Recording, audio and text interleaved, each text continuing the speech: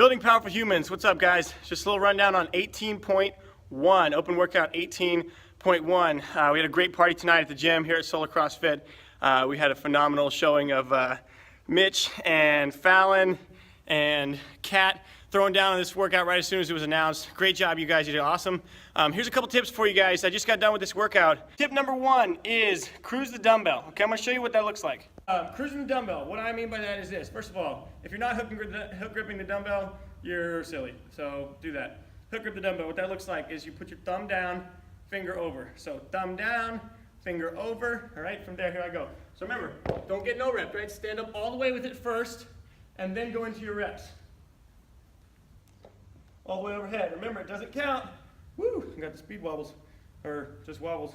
It doesn't count unless you're locked out all the way overhead. So on the way down, you can control it down,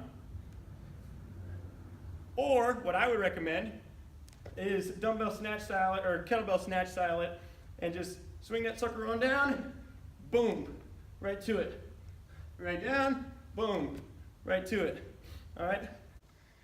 Tip number two is going to be row with the total bars in mind, okay? So let's say you're just like a super beast mode rower, okay? You look at the rowers over there and you're like, oh, this is my jam, I'm going to crush it. All right, sweet, that's awesome. But I do have to remind you, you do have to get off the total bar, off the rower, and go right to total bars. So if you're a great rower, but total bars aren't your thing, I highly recommend rowing at a pace that allows you to still get off the rower and go to the total bars. So tip number three is going to be no missed reps. All right, if you see here, no missed reps on the total bars. Okay, again, it goes back to the rower, right? So if you're rowing so fast that when you get off the rower, you're walking to that pull-up bar and you're trying to hop on the pull-up bar and you're so dead that you can't get on the pull-up bar and make completed reps. Obviously, the row pace is too fast.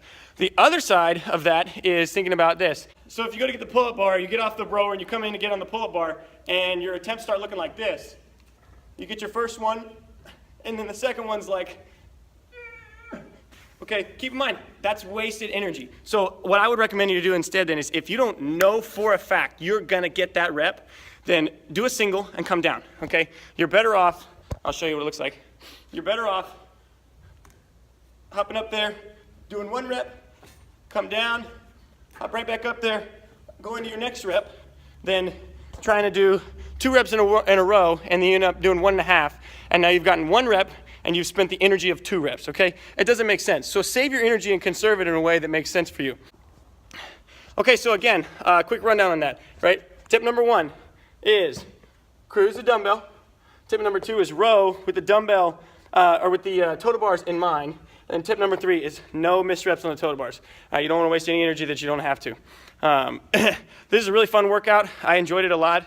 I'm far from what I would describe as being in like tip-top shape for me. It's been kind of right in the middle of my hockey season, and then we had virus go through my family, and this is actually my first workout back since spending multiple days in bed and throwing up and just not good stuff. So even with that stuff in mind, I would say that this still was a good workout for me, considering the way I feel right now. I don't feel like too dead. So I think you guys are going to have a good time with this one. So enjoy those tips. I really think they'll help, and have fun. It should be a good time.